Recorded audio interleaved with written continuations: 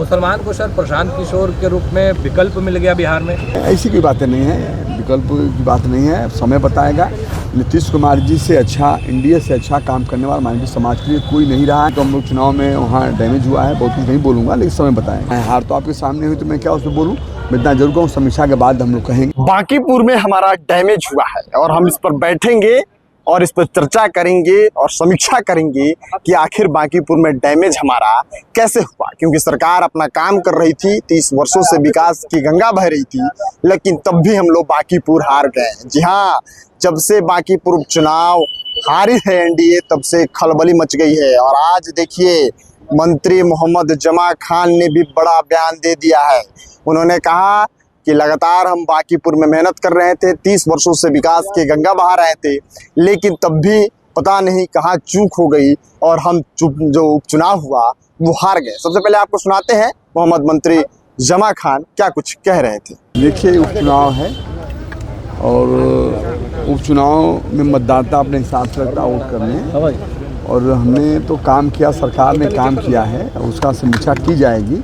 ये उपचुनाव में हमें जितना चाहिए, जनता ने किस हिसाब से उनको सपोर्ट किया, ये तो समीक्षा के बाद ही मालूम होगा। लेकिन हम लोग जनता के परिवार के हम लोग साथ हैं, समय बताएगा, समीक्षा की जाएगी।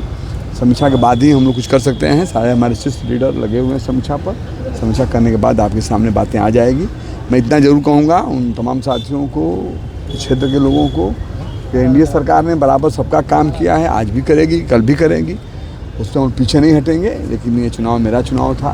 जनता को मैंने पहले भी कहा था, मेरा कार्यक्रम हुआ था तभी मैंने कहा था कि जनता को अगर काम पसंद होगा, जनता को अगर सौहार्द भाईचारा पसंद होगा, तो निश्चित तौर पर एनडीए के साथ होगा। मुसलमान को सर प्रशांत किशोर के रूप में विकल्प मिल गया बिहार में। मैं ऐसी कोई बातें नहीं है, विकल्प की बात नहीं है, समय बताएगा। नीतीश कुमार जी से अच्छा, एनडीए से अच्छा काम करने वाला मानवीय समाज के लिए कोई नहीं रहा है, न कोई होगा।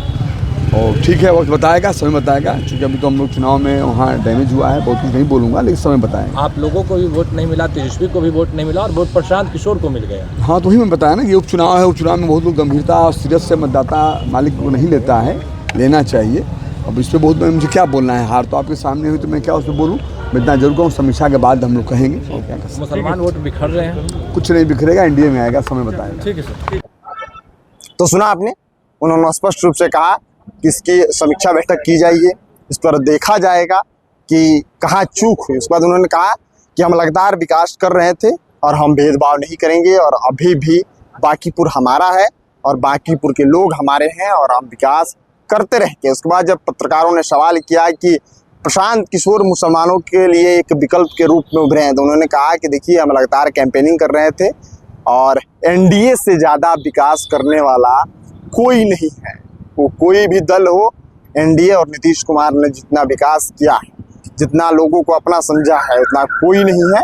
तो ये अभी देखने वाली बात होगी, क्योंकि प्रशांत किशोर की जो पार्टी है जनसुराज, उसका खाता ही खुला है और ऐसे सीट से खुला है कि एनडीए के सारे जो दल है उसमें खलबली मची हुई है।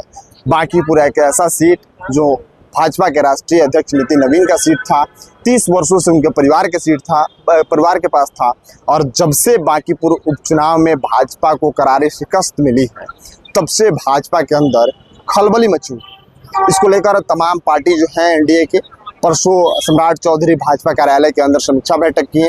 आज निशांत कुमार, मोहम्मद जमा खान और उमेश सिंह कुशवाहा जदयू कार्यालय पहुंचे, जहां युवा प्रकोष्ठ के साथ एक समीक्षा बैठक की कि आखिर कहां हार गए। तो इन सभी चीज़ों को लेकर अब बांकीपुर को लेकर भी खलबली मचती हुई नजर आ रही है। आप देख रहे थे खबर पॉइंट, तमाम खबरों के लिए बने रहिए। मैं शुभम उपाध्याय, बहुत बहुत धन्यवाद।